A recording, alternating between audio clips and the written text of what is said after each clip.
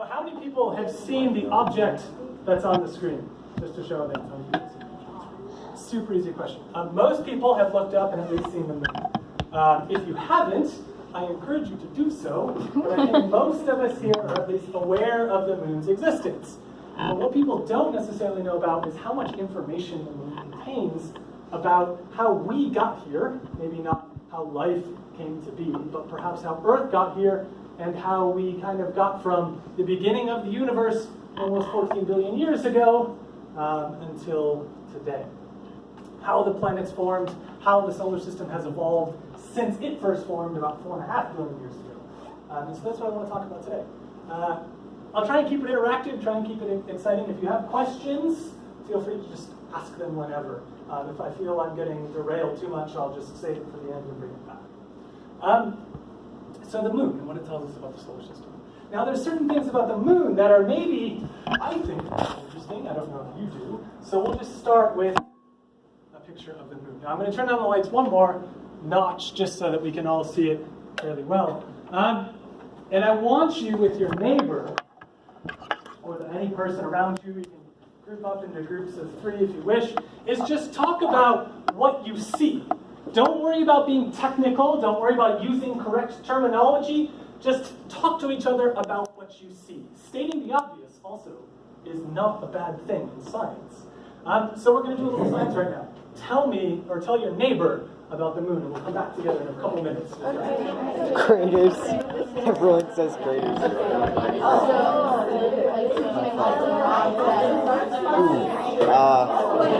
Craters. Moon dust. Moon dust. Yeah, dark spots where the craters are. Where there's streak lines. I'd imagine.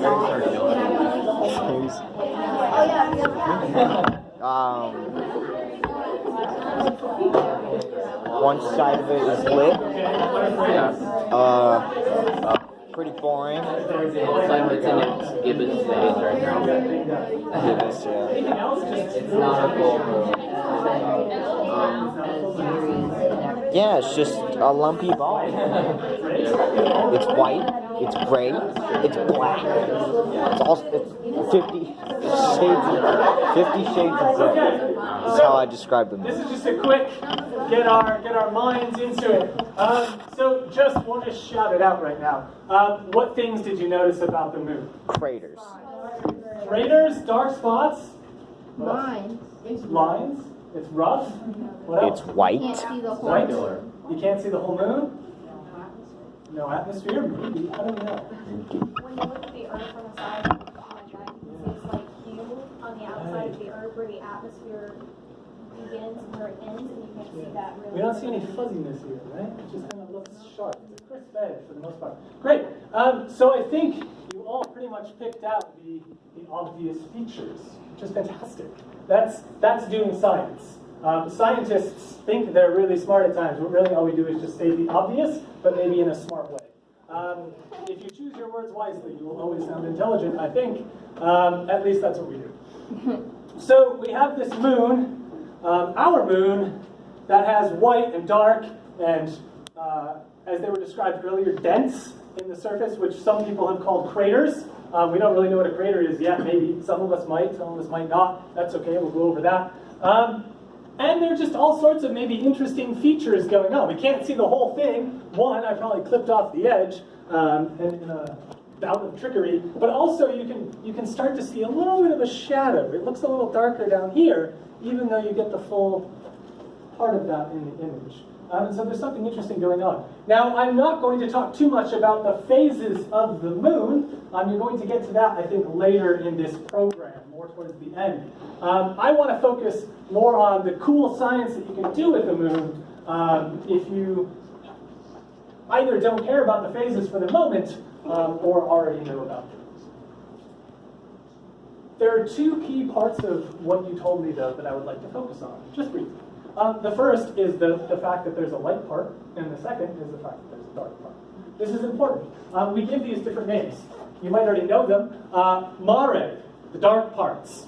A single dark patch is called a mare. after seas. People originally thought that they were seas because we couldn't see what was going on. But mare, they're darker rocks with some darker soil, and we'll say that they're lightly cratered. That is, if you look closely, you find that there aren't that many dents on the darker part. And we'll get a better picture of that a bit later. So we have a mare or maria, if you're talking about multiple of them. Maria, the plural of mare. And then we have the less fancy named but apt highland region. So this bright area we call the lunar highlands, or part of the lunar highlands.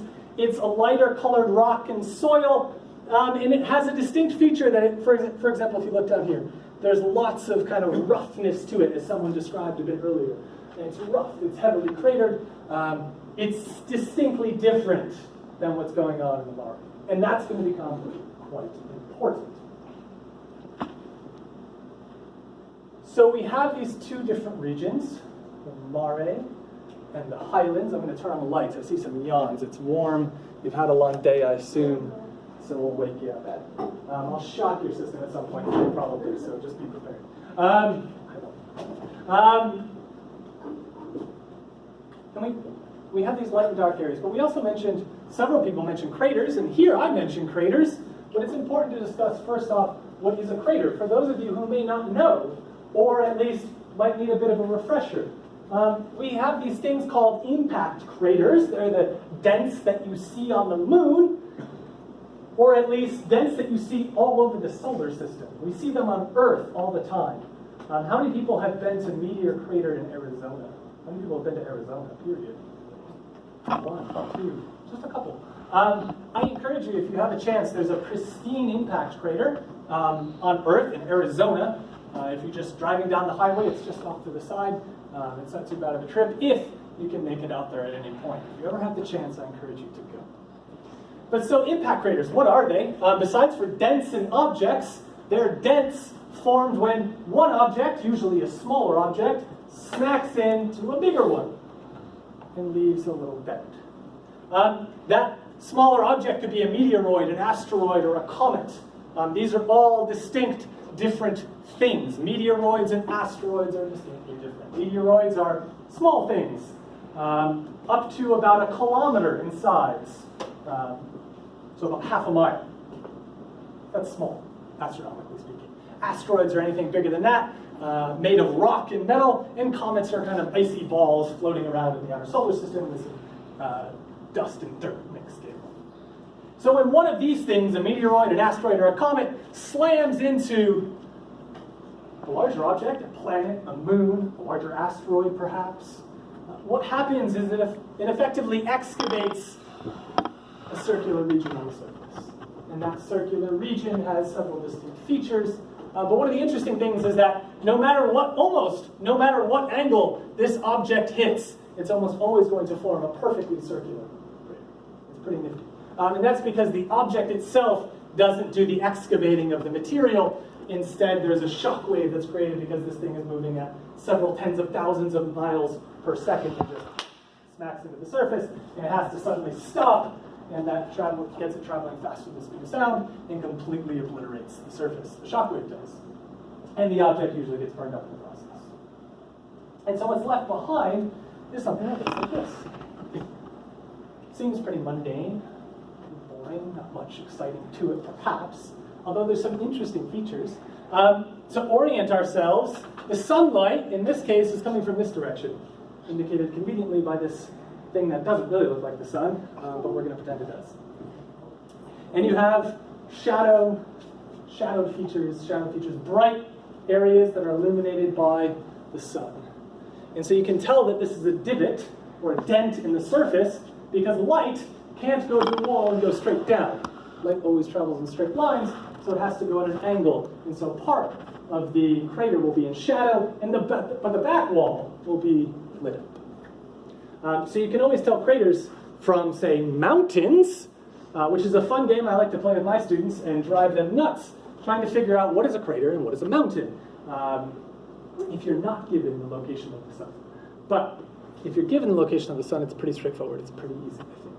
And so you have a brighter edge here, which is rather interesting, because there's actually a bit of a lip that rises up and then drops down into the dent. And then in the middle, so if this pattern of shadow and light, shadow on the left, light on the right, forms a crater, I want you to talk with the person next to you and figure out what this thing is in the middle of the crater. Talk to your neighbor. Go ahead. The thing that made it. So the light drop doesn't. Like remnants of what? What's this thing in the middle? Yeah, just like I think it's just the meteorite that caused the crater. Yeah, the meteorite. Not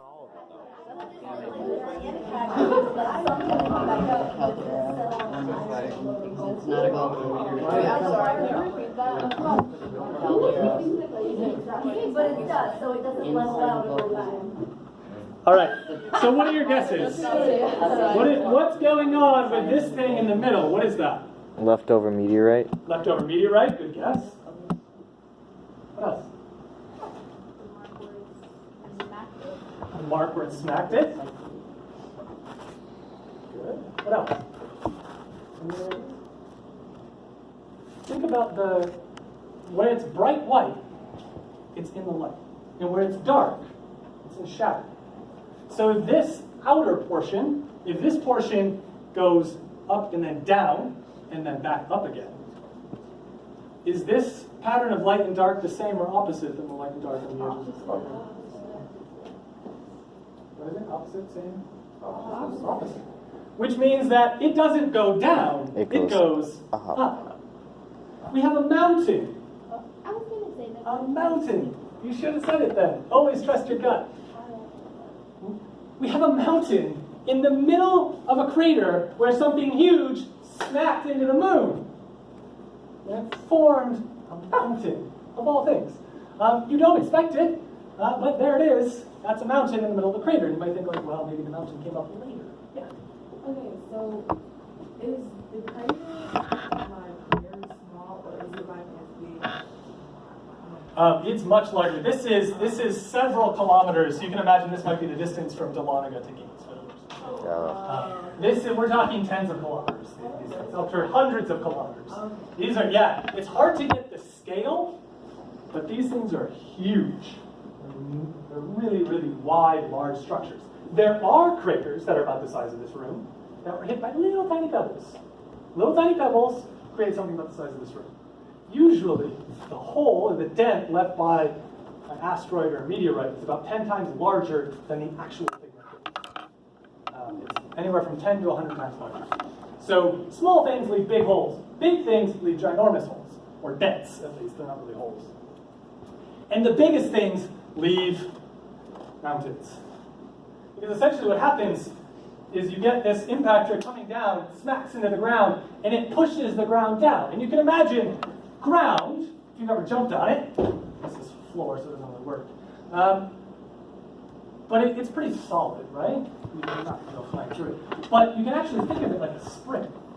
That when you compress it down, if you push a spring down and let it go, what happens? Does the spring stay? Goes back up. Goes back up. The ground is just like a spring. And when this big thing comes in and hits it, it pushes the spring way down. That is the ground of the moon. And then the thing disintegrates because of all the heat. Oh. And then the ground pops back up. And sometimes it can pop back up so violently that it pops the mountain up. Someone described it like dropping water into a cup and you see the splash come up and out. That's exactly what's going on. If you actually watch in slow motion and use colored water going into the glass, the same drop of colored water will come back out. That went back out. If you take physics, that's essentially Newton's laws of motion in action. Yeah. So, the enormous amount of pressure that was, and the enormous amount of pressure caused that mountain to come up. That's right. Change in pressure, so. Yeah, so essentially you have this huge pressure crushing it down, but then that's eventually released because the impactor disintegrates, and then it pops back in.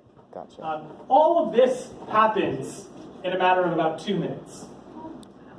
So from initial impact to creating a mountain is about 2 minutes. You can compare that with the hundreds of thousands to millions of years to create quite other processes.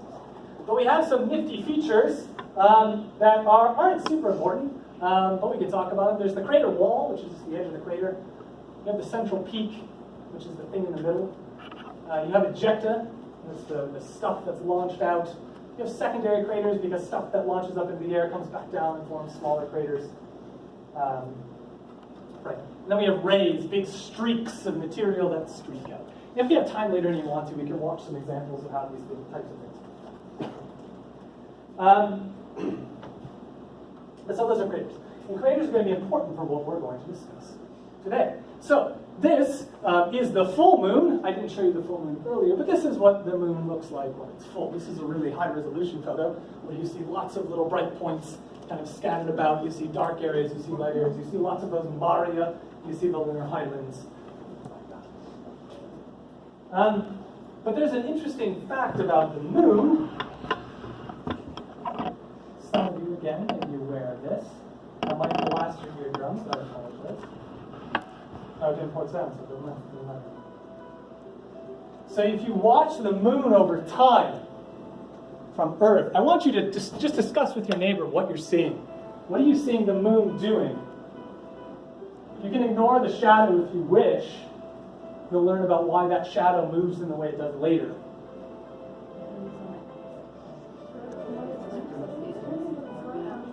It's rotating.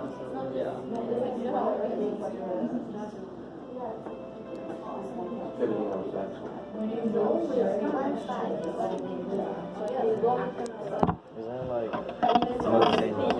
yeah, because it's like its day is like the same as long as it is the same. Yeah, really awesome. But if something spins, would you expect to see the same one? No, I knew it was that one.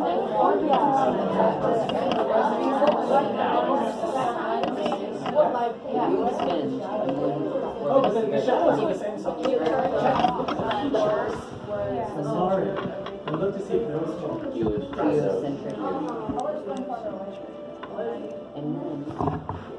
All right. So this takes a while, so I'm just going to let go while I talk. And of course, it's NASA, so it has very dramatic music set to it. The moon is doing something quite interesting. What do you notice about the moon that it's doing? It's not spinning. It doesn't seem to be spinning, meaning that you see the same side of it all the time. You see the same features. If you just watch this over and over, the same mare, you can just identify them, tag them, and look for them as the shadow passes over. You see the same things. And the reason why you can see this during shadow is because the Earth casts the glow on the moon. You're getting reflected light from the Earth reflecting off the moon. That's why you can see it. So we see the same features over and over again. It doesn't appear to be rotating. That's a question I'm going to pose in a moment. What else do you see? Is it steady? No, it like rocks back and forth. That has to do a little bit with the moon's orbit, but also the moon wobbles a little bit on its axis called lunar librations. That's not super important for what we're about to do. It's just one of these nifty things that you people generally don't know about, because to fully see this moon kind of doing its rocking motion, doing the lunar librations, you have to see months and months and months of lunar cycles kind of all compressed into one video and sped up. If you try and do it just each night, you'd never catch it if you're on.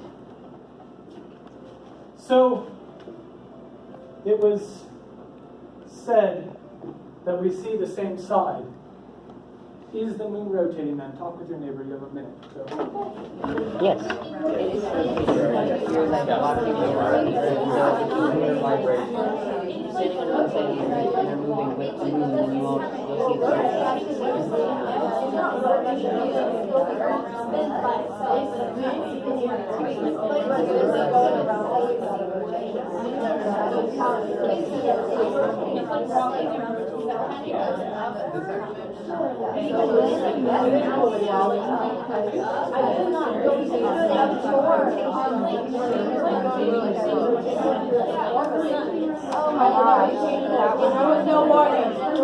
All right, that's your minute.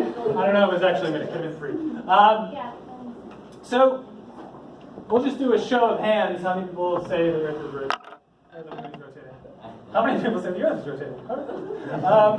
How many people would say that it's not? It's not rotating. Okay. Explain how it is rotating, but we see the same side all the time. Sure. Because it's on an axis. I mean, Okay. well, it's orbit around Earth. Yeah. And so if it's on an axis, if you're on an axis, you spin. Right? Okay. I might sound No, maybe not. I agree with that. Its rotation is the same as its revolution. Okay. So let's see how that works. I don't know. Can someone just come and like stand up here? Anyway, it doesn't matter. Okay. I'm gonna hopefully not be too awkward. I'm gonna walk around you. So if you could stand like right here, so I go over space. Thank you. So you will be in perfect. Oh my gosh, I kind of look like Earth right now. Perfect. Yeah, you got the blue and the green. This is great. So we got Earth here, and I'll be the moon. Now, essentially, what has to happen is she has to see the same side of me all the time to basically match what we see here, right? So we can see if I'm not rotating, I will always face that wall if I'm not rotating. Do you agree? Yes. So now I'm going to orbit around. But does she see the same side of me? No, she sees different sides. So what has to happen is I actually have to rotate at exactly the right speed. So I just kind of shuffle around, and I always show the same face to the Earth. And it just so happens that I rotate at the exact same rate that I orbit around, and it makes it work. So the moon does rotate. It just does so at a very precise rate to give the appearance that it's happening. Thank you for being Earth. Give a hand for our Earth. Astronomy has a wonderful way of producing excellent actors by the time that we are done. So we're always seeing the same side of the moon, even though it's rotating. People usually know that we always see the same side of the moon, but fewer people typically realize that that means that it's actually rotating. It's a kind of a common thing that I run across. But so that means that there's another side of the moon, far side, that we don't see. This is the near side. This is the side that we see. This is the far side as seen by the Apollo 16 astronauts. Oh, I know why. Okay. So, She's got a lot of what do you notice about, I think you've already started to pick out the idea, get the idea. What do you notice about the far side of the moon? It has more dents in it than it does the Mare. Yeah. It has a ton of craters. It has lots of dents. Far more than if you look here, which looks pretty empty, except for like that one. It looks pretty empty. And this thing is just, this has taken a lot of hits. It's taken a beating, probably for us. So we have the far side of the moon to thank. But there's no reason why the far side of the moon should look any different than the near side. I will state that as a fact. There is absolutely no reason. Earth will not protect the moon that much. The moon should get hit equally, essentially, from all sides. But there's something interesting that we can learn, and something that you just actually pointed out, about the number of craters, both in the Mare and in the Highlands. This is the near side of the moon. This is the side you see each night. And then this is the far side, as seen from space. And do you notice any distinct differences between the lunar highlands on the near side and the lunar highlands on the far side? Some of those are smaller than, Some of these might be smaller than what you typically find here. or There's more Mare on the near side. This isn't really about this question. Sure. But could the gravity from Earth be strong enough to pull the comets away from the face of the moon that we see? So that's usually what is suggested, but what actually would happen more often than not is Earth would slingshot the asteroid right into the moon. So the chances of something hitting the Earth straight on are pretty slim. The chances of something grazing the Earth but getting kind of pulled around by Earth's gravity is much higher. And so there's an equally likely chance that we would slingshot something into the moon, as probably a higher chance of that happening than us absorbing all of the hits for the near side. So there's something funky going on with the near side of the moon. There's something strange as to why that looks like that instead of like that. There's something really, really interesting going on. So do we know if there are actually craters on the Mare or in them, Yes. I guess? Oh, Said Or that. if it just looks There. like there isn't from this distance? Sure. There's some right there. So that you see some, and you Like, might you say like, well, only those are see the the really biggest big ones. ones. Yeah, you only see the really big ones. You do see some small ones, but not very many. It is a fact, if you look at high-resolution photos of the moon, that there are fewer craters in the mare than in the highlands. It's a really good question. Is there a distinct difference? Maybe we can just see the ones better here. But there is, in fact, a distinct difference between them. And that tells us something interesting. That tells us something really interesting. They propose why it would be like that, as far as lower, the islands. Sure. It has to go, whatever object it is, would have to shoot through more and more heavier atmosphere as it pushes through. No. I see, The yeah. moon doesn't have an atmosphere. But so the moon doesn't have an atmosphere, but I think maybe the crust of the Earth, the crust of the moon is what you're getting at. That if these are lowlands, and the question is, why are these lower than the highlands? And so that's an interesting question to pose as well. You'll soon see why there's a distinct difference between them. And you're close. You're right on the cusp of the explanation that science has come to so far. But so we have this difference between the highlands and the Morea, but there's something interesting that we can learn from this. Just by looking at this, at least there's something that we can propose. Because how would you get two surfaces with different numbers of craters? The Morea and the highlands have different numbers of craters, different distributions in terms of sizes. There aren't lots of extremely large ones in the Morea. Oh. There are in the highlands. Talk with your neighbor. You have 1 minute to come up with an explanation for what this might tell us about the Morea. Okay, I don't know. Not really, because like it doesn't have wind or anything to start it. It really has to do with you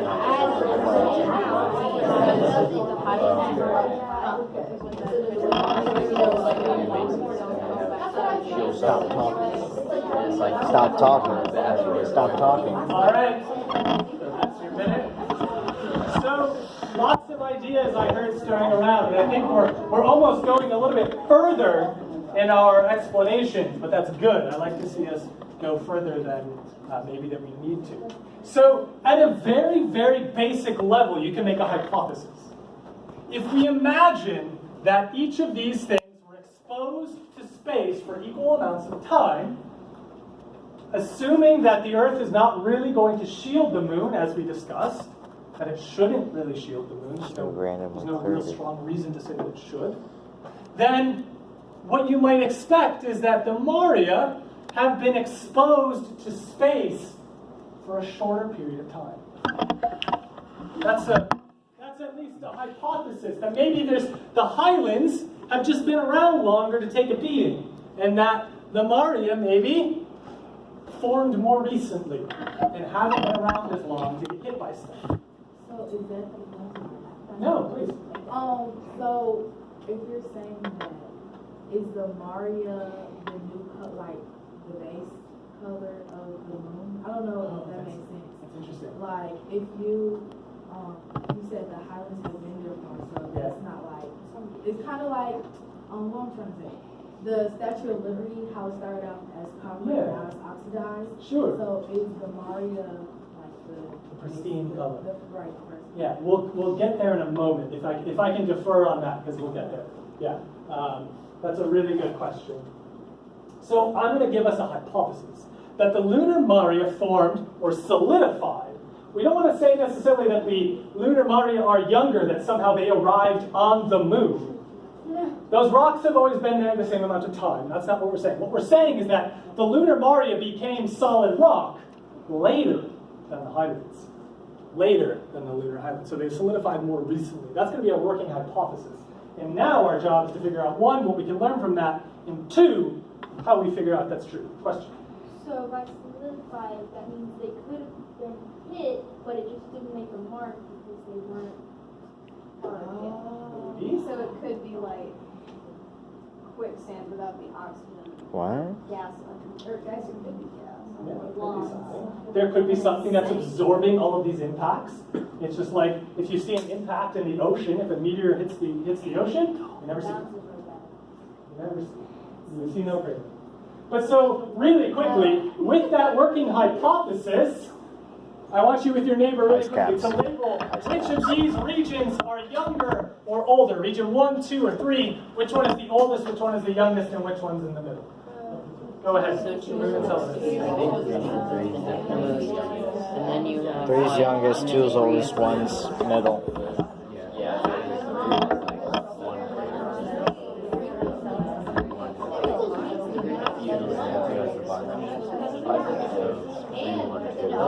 It has something to do with tectonics, doesn't it? No. It kind of maybe reminds us of tectonics. Oh, is that an ice sheet? Huh? That's an ice sheet, right? Turns out, yeah. Yeah. All right. So, which region on Enceladus is the oldest? 1, 2, or 3? Just all together. 2, because it has the most craters, the most impacts. And then the youngest is region 3. There's other really weird stuff going on, but there are relatively few craters in region 3. Now it turns out in this case it's kind of tricky, because region 3 is actually a giant glacier or sheet of ice over an ocean. It's just frozen because it's so far away from the sun. But when you have a large enough crater, it just goes boop right through the ice, or sometimes it can leave a nice little dent. But you can see that the ice has cracked and reformed over time as the interior heat tends to heat up the ice. It's really interesting. Yeah, there is water on, this is a moon of Saturn. It's a moon of Saturn, yeah, so this is the outer solar system. This is a moon of Saturn, and it has an ocean.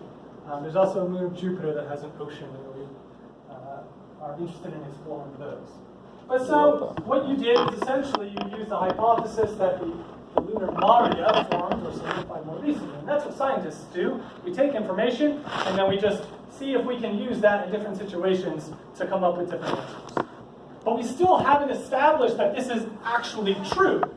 It's still just a working hypothesis. We haven't established any evidence besides for the fact that there are fewer craters in the Maria than there are in the Highlands, which is not really convincing evidence. If you were to go to a court of law, they'd be like, no.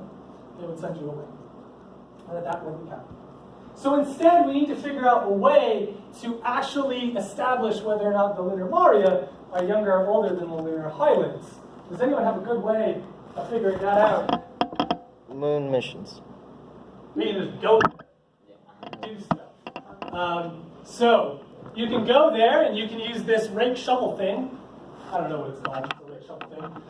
And you just kind of rake shovel thing the ground. You can see we rake shovel thing in a few different places to collect soils and rocks from the moon. Which, great, we now have rocks from the moon. That gets us no closer, at least initially, than we were before. But we can get rocks. To get there, you need really big rockets. With the 50th anniversary of the Apollo 11 moon landing, the first moon landing in 1969, I thought it was important to include some kind of connection to that. And you need a really big rocket, and so this is the rocket they used. It's called the Saturn V. It's taller than the Statue of Liberty. It's smaller than the Eiffel Tower, but it's a whoppingly huge rocket. So far, the biggest that we've made and launched into space. So you use big rockets to send people to the moon, and we've done that 6 times. Apollo 11, 12, 14, 15, 16, 17. You'll notice Apollo 13 is missing. How many people have seen the movie Apollo 13? Kind of maybe a little too early for you. I think it was in the 90s. It wasn't a great movie, let's just say. Is that the Challenger? Is that the Houston that problem? Yeah, that's the Houston we have a problem with. That's right. I don't know. So they ended up not landing on the moon like they were supposed to, but instead they kind of orbited and came back.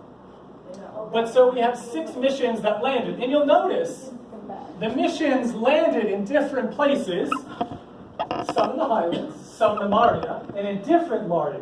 We didn't just go back to the same place over and over. We wanted to know how the rocks here differ from the rocks here and here and here, all over the surface of the moon.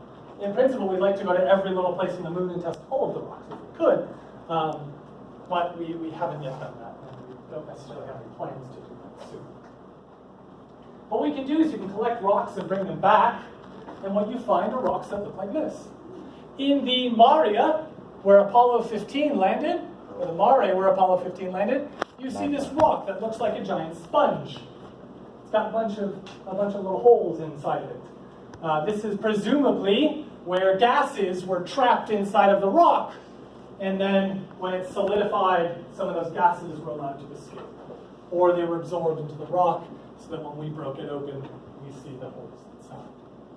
Apollo 16, however, landed in the lunar highlands, and we found a type of rock called breccia, in particular impact breccia, and I'll establish why it's impact breccia in just a moment. But we found basaltic rock from Apollo 15 in the Maria, and Apollo 16 we found this stuff called breccia. We see these on Earth, these exact same things. Basalts, this one is from Earth, this one's from just around a small island in Italy, I believe. Basalts come from volcanoes. Dry lava rocks look like this. This is from Hawaii, not Italy, but that's fine. The dark color that you get has to do with the composition, what the lava is made up from. And so to answer your question, the reason why it's dark is not necessarily because it's a pristine surface, but because it's dried lava. So we have evidence that the lunar Maria were actually at one point seas of lava. The impact breccia, yeah, you don't want to go on vacation there and sit on that beach. Impact breccia, this type of breccia that we see, breccia is just like shattered stone. It's shattered stone that is formed into bigger stones. We see that in other places. This is on Earth, I forget which site, but this is the site of a meteorite impact on Earth. So we find evidence for breccia in places where there are meteorite impacts. So no surprise, the lunar highlands, which you already told me were slammed quite a bit by meteors or asteroids. Yes? Could the breccia also be formed by the heat from the friction of whatever meteor or anything else is coming in from the atmosphere? Yeah, it's how they fuse together. When it's hitting That's the moon or whatever? Yeah, essentially it comes in and it just shatters the rock, or it melts it and turns it into little globs that then solidify as they rain back down. And then those are formed in a little lava pool until they become bigger rocks. So the shattering is due to the impact itself. You can get this same shattering by other processes, but you can take a geology course to read about those, at least on Earth. There are multiple ways of doing that, but the fact that you see this breccia on Earth in impact sites, and you see it on the moon in places where we think there are lots of impacts, is kind of encouraging. So great, we went to the moon, we have rocks, we're no closer right now to figuring out the age, at least in principle. To do that, we actually have to destroy the rocks and use radioactivity. That's right. How many people have heard of carbon-14 dating? It's like carbon-14 dating, except you don't use carbon-14. You use strontium and rubidium, which are somewhere in the periodic table around 86 or 87, I think. Right around that range. So you can use something called radiometric dating, which again is carbon-14 dating, but for other elements. Now, the reason we need other elements is because carbon-14 has a half-life, meaning it goes away, half of it goes away in about tens of thousands of years, I think. Whereas strontium and rubidium has a half-life of billions of years, 10 billion years to be roughly precise. So we can be sure that there's always going to be something like that. But the general idea is that you start with some amount of something. So let's say that all of these red balls are some atom that make up the rock. Let's say you can imagine it's carbon-14, you can imagine it's strontium or rubidium. But then over time, if you wait what we call a half-life, or about 10 billion years in the case of strontium and rubidium, half of those red ones will turn into something else, naturally, on their own. Now, if I just gave you one, you could be holding on to it for 100 billion years and nothing would happen. If you have millions and billions of atoms, then you can reliably say that about half of them are going to transform into a different element in one atom. And thus, you can essentially say at some point, if you have some amount of blue, and you know the blues had to come from the reds, you can kind of trace it backwards and figure out how many reds you started with to get to the blues, and how many half-lives, or how long that rock has been sitting around. So they figure out the dates by the ratios between those elements? That's right. Okay. Yep. So you look at how many reds you have, how many blues, figure out what you needed to have all reds at the beginning, how long you would have had to wait, and that's how you can get an age for rocks. we do that on the Earth, and we find the oldest rocks on Earth are about 3 to 3.5 billion years old. You do it on the Moon, you find a different result. No matter which highland rocks you look at, which of the impact pressure, you almost always find an age of 4.4 billion years. Billion with a B. 4.4 billion years old. The Earth, mind you, is about 4.6 billion years. So they're not quite as old as the Earth, but they're close. So the lunar highlands are always 4.4. The lunar Maria, however, have other different ages, ranging from somewhere between 3.1 and 3.9 billion years. The important thing to take away is that 3.1 to 3.9 is not 4.4, meaning that these two surfaces are actually different in their age from when they solidified.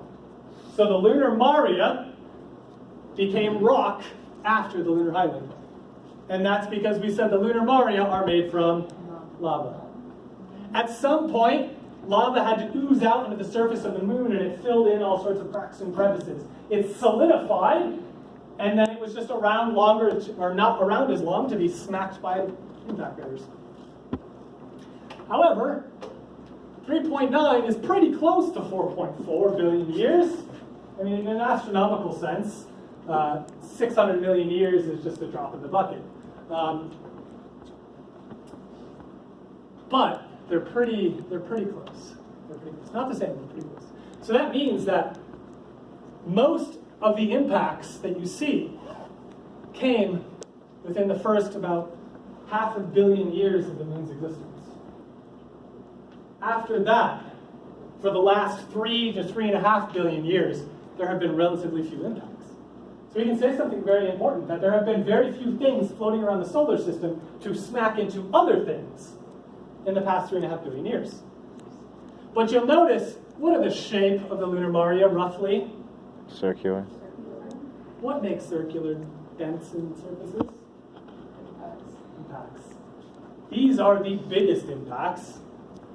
These are massive, massive impacts that hit on the near side of the Moon and busted through the surface and caused it to overflow with lava at some point after the impact. The reason why the near side was able to be penetrated but the far side was not was because the near side was always facing the Earth. It turns out that idea that the Moon is always showing the same face to the Earth, that process takes just a couple 100,000 to a couple 100 million years. So by the time the lunar Maria formed, the Moon was, we think, already locking its face to the Earth. Yeah. Okay, I'm kind of confused. Sure. So the Earth only sees one side until after 100 so million years, or? So when the Moon first formed, it didn't always show the same face. It would rotate it however fast. Okay. But the time it takes for it to start showing just the same face is only about a few 100 million years. So it will, now it doesn't change faces. We only see one. We only see one. And it's been doing that for about 4.5 billion years. Okay. It was very, very rapid, this process. But that also meant that this face was staring at a very, very young Earth, which was a hot, molten mess. And so it actually kept the near side of the Moon warmer and kept the rock from solidifying, so there was a thinner crust on the near side of the Moon. And so a big asteroid came in, it could pop right through that surface. But this side of the Moon was very, very thick already. It had cooled down a little bit. So we learned something about the time it takes for the Moon, it's what we call tidally locked, that is, show the same face. We learned that the lunar Maria are younger by about 1 billion years, and that things in the solar system that are extremely heavily cratered have to be between about 4 and 4.4 billion years old. If it has fewer craters than what you see here, it has to be younger than 4.4 billion years. It has to be. And if it has fewer craters than the lunar Maria, it has to be younger than about 3 billion years. So we can now assign ages to different things in the solar system based on how many craters they have, assuming nothing changes. Earth is a whole different story because we have lots of weird things going on.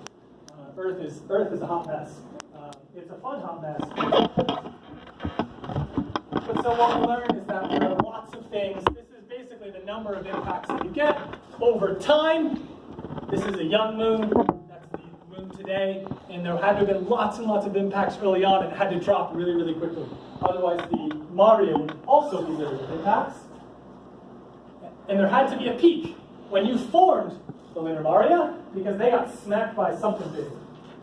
In the period we call late heavy bombardment, we don't really know what's happening there. This could be the period where Jupiter and Saturn are actually moving around in their orbits, kicking up some junk in the solar system, and they sent some big things flying at the moon. But this tells us one other thing, is that early on in the solar system, there was lots of stuff floating around, and that lots of stuff goes away pretty quickly. There was lots of stuff. So what we know is that there has to be lots of stuff, and that actually tells us how the solar system formed and came to be. It probably, our best guess so far, our best hypothesis so far, is that the young sun, as it was just forming, there's a hot cloud of gas and dust. Dust is just little tiny molecules that are not quite gas, but have several more atoms going to them. They're floating and spinning around in a disk, and these little grains of dust start running into each other. They're pulled around by the gas, but they start running into each other. When they run into each other, they coagulate. And they start to form and grow bigger grains. You can imagine just watching a dust bunny under your couch for a while, and it just kind of grows and grows and grows until you're pretty sure it's alive. That's essentially what happens here, is that small things collect into bigger things. They form what we call planetesimals, and then those planetesimals would have surrounded the young sun. And they would have just spun around and around and around. And eventually they all run into each other as well, and they start forming larger objects, and then eventually those larger objects become the planets. Like Earth, Mars, Venus, Mercury, Jupiter and Saturn, and Uranus and Neptune have other processes involved as well. Yeah? So as all the planets and moons were forming and everything, there was like a depletion in dust particles. There wasn't as much stuff being thrown around. So that's why there's less craters now than there used to be. Precisely. It turns out if you have lots of stuff going around and you get rid of it, it's not there to do anything. It's one of these common sense things. We're like, oh yeah, that makes sense. Sure, So, that's obvious. Yeah, how long did it take us to figure that out? Really long enough. Yeah. Hooray, he made it. So planets are made from dust particles, and like they came together from different types of atoms. Yeah, that's right.